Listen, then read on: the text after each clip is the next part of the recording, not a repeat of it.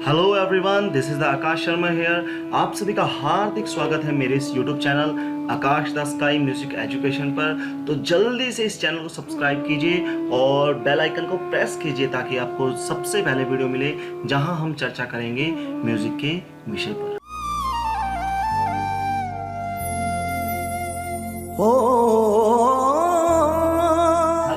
एक बार फिर से आप सभी का स्वागत है। मैं हूं आकाश शर्मा, आप सभी के बीच में म्यूजिक ऑनलाइन क्लासेस के साथ। जैसा कि हम बात कर रहे हैं ताल परिचय की, लास्ट 2 वीडियो में मैंने आपसे बात की थी रूपक ताल के बारे में और सूल ताल के बारे में। रूपक ताल की जिसकी 7 मात्राएं थी और सूल ताल की 10 मात्राएं थी। तो आज मैं तीसरी ताल लेके आया हूं जिसका नाम है चौताल। चौताल को हम 4 ताल भी कहते हैं और जिसकी 12 मात्राएं होती हैं। तो आइए हम बात करते हैं और ये परिचय बहुत जरूरी है, तो आप सभी नोट डाउन कर लीजिए।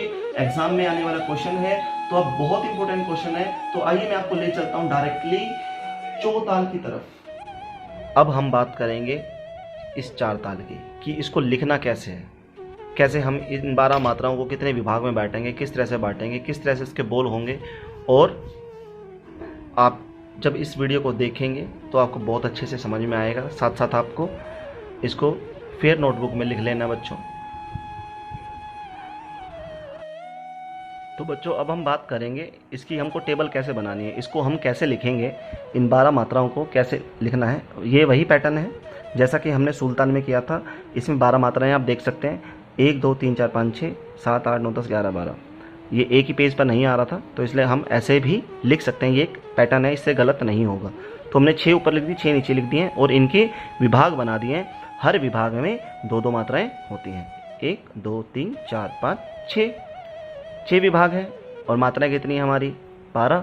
तो उनको डिवाइड किया हमने 12 से 6 से, मतलब 6 से 12 को डिवाइड किया तो क्या हुआ, 2 मात्राएं हमको मिल गई है हर विभाग में। ठीक है, तो इसका मात्रा की जगह मात्रा वैसे ही वही पैटर्न है। चिन्ह में देखो, इसकी ताली बता देता हूँ। पहली मात्रा पर ताली है, फिर दूसरी ताली है 5वीं मात्रा पर, फिर तीसरी ताली है 9वीं मात्रा पर, फिर चौथी ताली है 11वीं मात्रा पर। मतलब पहली, 5वीं, 9वीं और 11वीं मात्रा पर तो ताली होती है और तीसरी और 7वीं मात्रा पर खाली होती है। इसके शब्द देख लीजिए। बोल, एक गुण लिखेंगे। एक गुण का मतलब वही है, एक मात्रा पर एक बोल। धा धा दिन ता किट धा। जैसा कि हमने सूल ताल में, एक बार मैं आपको सूल ताल के बोल रिपीट करना चाहूँगा। धा धा दिन ता किट धा तिट कत गदी गन। देखो सेम टू सेम ये शब्द और ये शब्द एक जैसे हैं, सिर्फ ये जो है ये कुछ अलग है। ये क्या हुआ है, कुछ ऐड क्या हुआ है, 10 और 12 मात्रा के ताल है। ताल जो 4 ताल है इसमें 12 मात्राएं हैं और जो सूल ताल है उसमें बच्चों 10 मात्राएं होती हैं। इनमें फ़र्क क्या है ये देख लीजिए। धा धा दिनता किटदा तिटकत गदिगन, ये तो सेम वैसा ही है, लेकिन बीच में एक विभाग इसमें ऐड होता है। कौन सा, ये वाला। देखो इस विभाग को यहाँ पर ऐसे ऐड कर देंगे।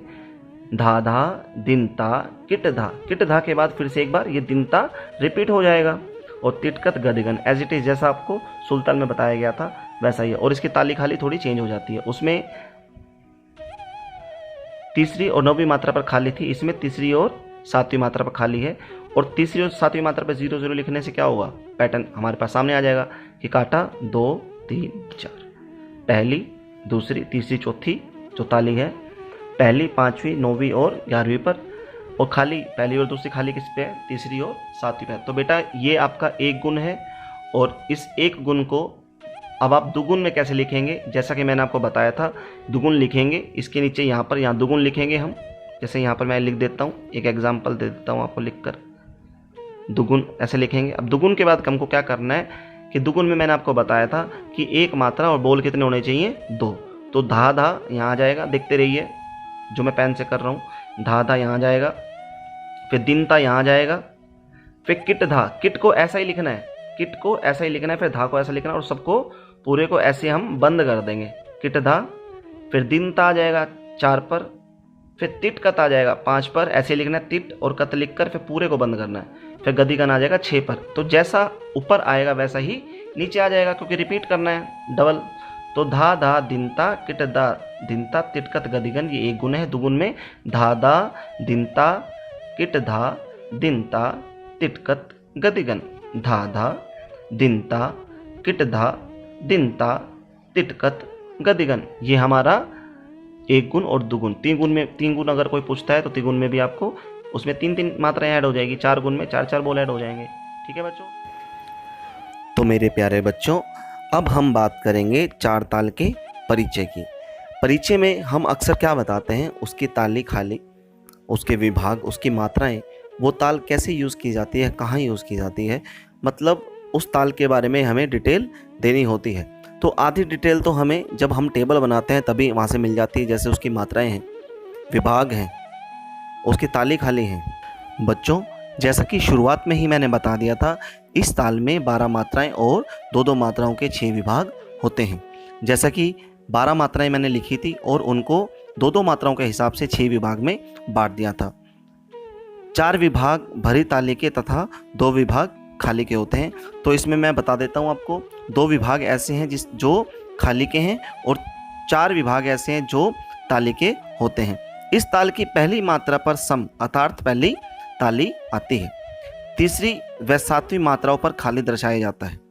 ठीक है, तीसरी और सातवीं मात्रा पर खाली दर्शाया जाता है। इसका मतलब क्या हुआ, दूसरा और जो चौथा विभाग है वो खाली का है, पहला, तीसरा, पांचवा और छठा विभाग क्या है, ताली का। तो अब मैं आपको इसकी ताली खाली बता देता हूँ। पहली, पांचवी, नौवीं, 11वीं इन मात्राओं पर होती है ताली। पहली, पांचवी, नौवीं, 11वीं, मतलब 4 ताली इसमें है और तीसरी और सातवीं मात्रा पर खाली होती है। यह ताल पखावज की सर्वाधिक प्रचलित प्राचीन ताल है। मतलब पखावज जो कि खुले बोलों का वाद्य यंत्र है, उसके ऊपर इसको बजाया जाता है, सर्वाधिक प्रचलित है और पुरानी ताल भी है। इस ताल का प्रयोग ध्रुपद अंग की गायन शैली के साथ इतना अधिक होता है कि लोग इसे ध्रुपद ताल भी कह देते हैं। इसमें समझने की बात यह है कि ध्रुपद गायन शैली के साथ इस ताल को इतना बजाया जाता है, इतना प्रयोग किया जाता है कि इसे हम ध्रुपद ताल भी कह देते हैं। इस ताल का प्रयोग पखावज पर स्वतंत्र वादन के लिए किया जाता है। स्वतंत्र जैसा कि फ्रीडम, बिल्कुल खुले तौर पर किया जाता है। इसका वादन मध्य लय में होता है, मतलब जो इसकी स्पीड है, जो इसकी लय है, वो ना तो कम है ना ही ज़्यादा है, मतलब ना ही विलंबित है और ना ही द्रुत है, बिल्कुल मध्य की लय है, ना ही ज़्यादा तेज़ है ना ही ज़्यादा स्लो है। ठीक है, इस ताल के एक गुण व दुगुन इस प्रकार से है। जी हाँ, जैसा कि मैं आपको पहले वीडियो में बता तो चुका ही हूँ, लेकिन एक बार फिर से मैं आपको इसकी एक गुण और दुगुन बता देता हूँ। वैसे तो बच्चों आपको बहुत अच्छे से समझ में आ गया होगा, लेकिन बिल्कुल साफ साफ मैंने यहाँ पर लिखा हुआ आपको शो कर दिया है कि धा धा दिनता, किट धा दिनता, तिट कत गतिगन, ये इसकी एक गुण है। और जो पैटर्न मैंने बताया है लिखने का, आप वैसे भी लिख सकते हैं और आप ऐसे भी लिख सकते हैं जैसे किट, जैसे इन्होंने किट को ब्रैकेट में बंद नहीं किया हुआ, तिट कत गदिगन को भी ब्रैकेट में बंद नहीं किया हुआ, तो आप इसको ओपन भी लिख सकते हैं और आप इसको बंद करके भी लिख सकते हैं। लेकिन जब दुगुन में हम लिखेंगे और ब्रैकेट भी बंद करेंगे एक गुण में, तो क्या करेंगे, किट को ब्रैकेट में बंद करेंगे और धा को अलग लिखेंगे और फिर इन दोनों को ब्रैकेट में बंद करेंगे। ऐसे तिट और कत में पहले तिट को बंद करेंगे, फिर कत को बंद करेंगे, फिर तिट और कत को दोनों को एक साथ बंद करेंगे। ऐसे ही गदिगन में आपको करना है। ऐसा मैं आपको इसलिए बता रहा हूँ क्योंकि ताल में जब भी एक शब्द से ज़्यादा 2 शब्द आते हैं तो उनको ब्रैकेट में नीचे से बंद कर दिया जाता है ताकि वो अलग अलग शो ना हो। तो मैं आशा करता हूँ बच्चों आपको बहुत अच्छे से ताल परिचय समझ में आया होगा और ये था हमारा चौताल यानी कि 4 ताल का परिचय। थैंक यू सो मच बेटा, और कोई भी बात होती है तो आप मुझे कमेंट करके पूछ सकते हैं। Thank you so much.